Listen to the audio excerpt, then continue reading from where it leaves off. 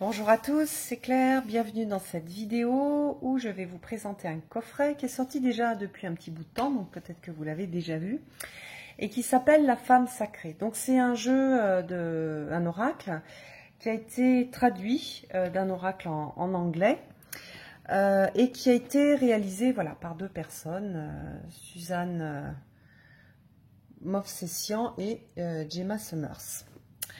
Alors, le thème de la femme sacrée, du féminin sacré, c'est un thème qui fait beaucoup parler de lui. On a pas mal de travail qui est fait, on a beaucoup de jeux qui travaillent dessus, enfin qui font travailler dessus. Et donc, voilà, là, ça c'en est un autre que je trouve très joli, que j'avais trouvé très beau. En plus, donc, il y a plusieurs artistes qui ont travaillé sur les cartes. Donc, pour les personnes qui n'aiment pas les jeux qui n'ont pas été dessinés par le même artiste, c'est un jeu qui va peut-être vous gêner. Et donc oui, il y a la même artiste qui a fait l'oracle de Marie et que j'adore. Donc vous voyez ici la carte, enfin une des illustrations. Ce ne sont pas des illustrations qui ont été créées pour le jeu, ce sont des illustrations qui ont été reprises à partir des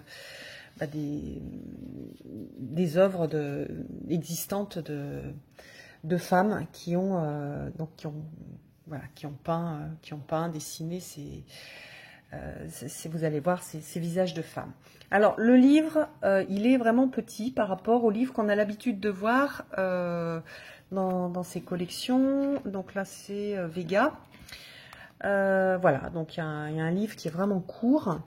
Une petite introduction, des choses qui est une femme sacrée, donc des choses un peu, voilà, pour, comment dire, situer le jeu dans son contexte, voire définir un peu les mots, voilà, voix affirmative, je suis, une interprétation par carte, interprétation à 3 cartes. Alors, moi, typiquement, c'est pas du tout un jeu que je vais utiliser pour faire plusieurs...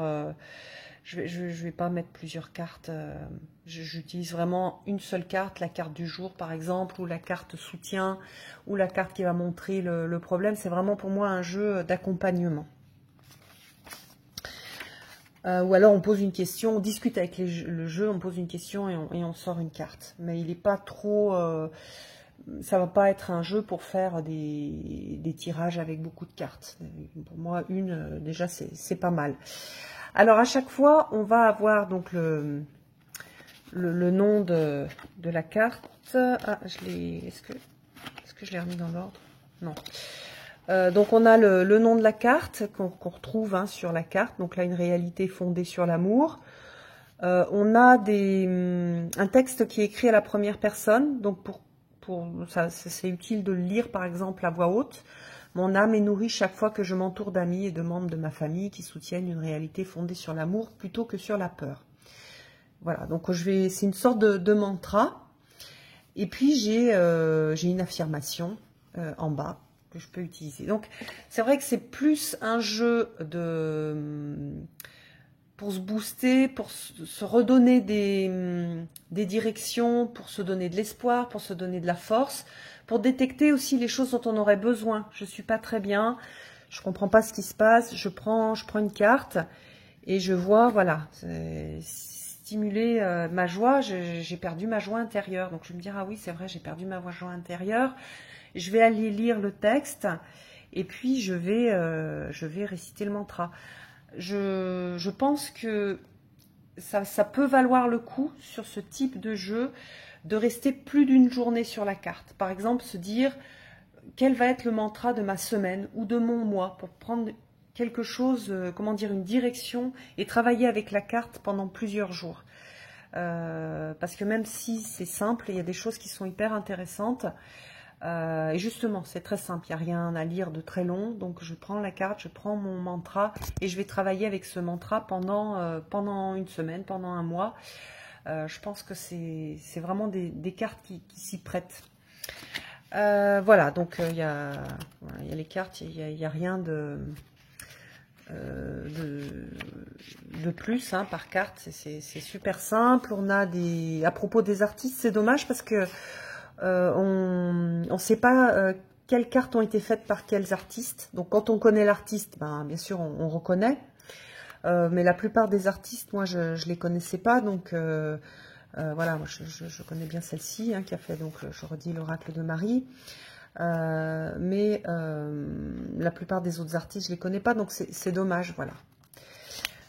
Mais si on veut faire une recherche, il y a vraiment si on a un coup de cœur sur une des cartes, on peut aller quand même rechercher. Il y a quand même le nom des artistes qui sont cités, alors que sur certains jeux, il faut vraiment chercher pour les trouver. Alors, le silence me nourrit. Donc, il n'y a pas de lien, il n'y a pas de, comment dire, il n'y a pas d'histoire qui est racontée avec la première carte d'abord, après la seconde, etc. Elles ont été un peu numérotées sans que la numérotation ait une valeur quelconque, une signification quelconque. C'est juste pour retrouver les cartes. Les graines du rêve, ça j'adore. C'est superbe. Alors après, c'est ce qu'on va aimer ou pas aimer, c'est ultra personnel. On est tous sensibles à des formes d'art qui sont pas forcément toutes les mêmes.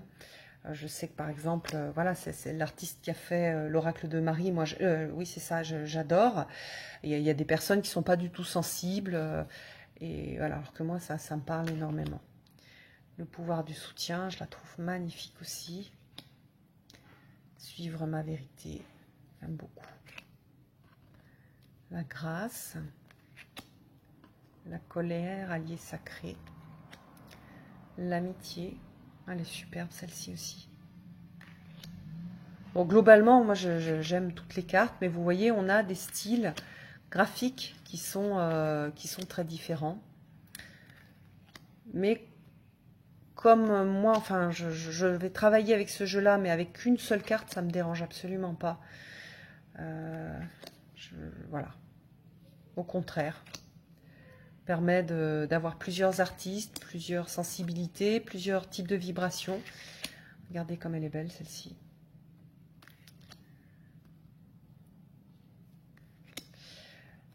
On a l'impression de changer de jeu en fait, quand on fait un autre tirage, puisqu'on ne va pas avoir forcément la même artiste. J'aime bien, je le trouve très féminin.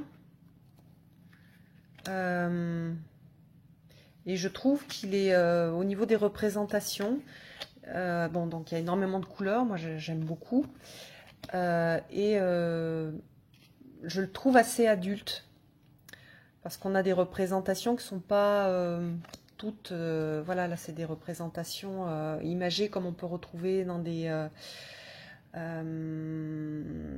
textes, voilà, pour adultes. C'est pas, on n'a pas des choses enfantines. Par contre, on est vraiment sur du féminin. Donc, ce sont des femmes qui ont dessiné des femmes. Et je trouve ça splendide. Je trouve ça touchant.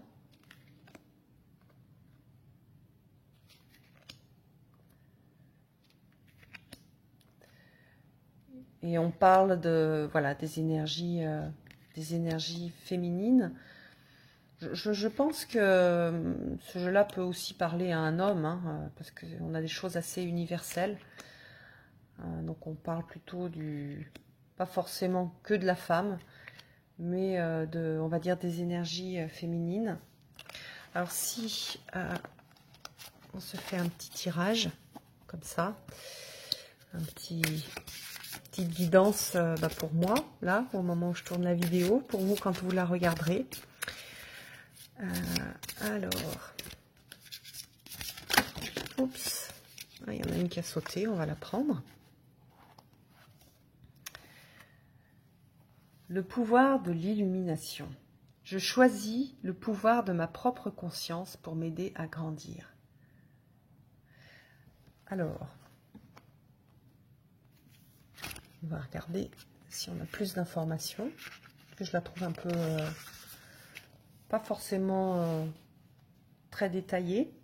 Je choisis de poursuivre ma propre évolution et mon propre développement spirituel.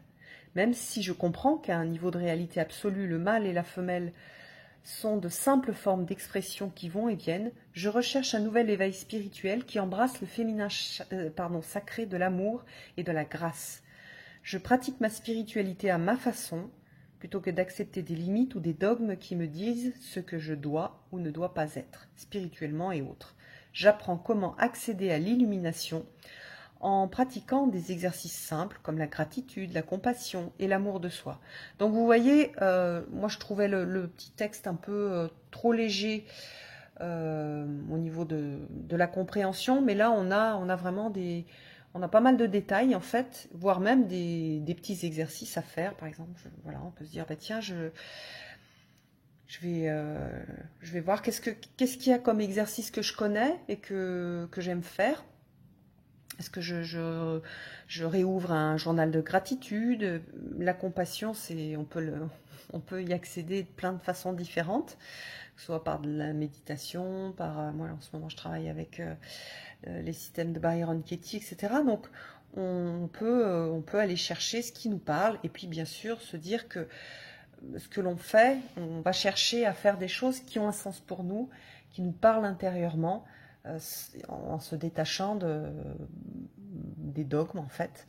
Donc voilà, on a ça. Par exemple, on peut se dire, ben, moi je vais travailler ça pendant un mois.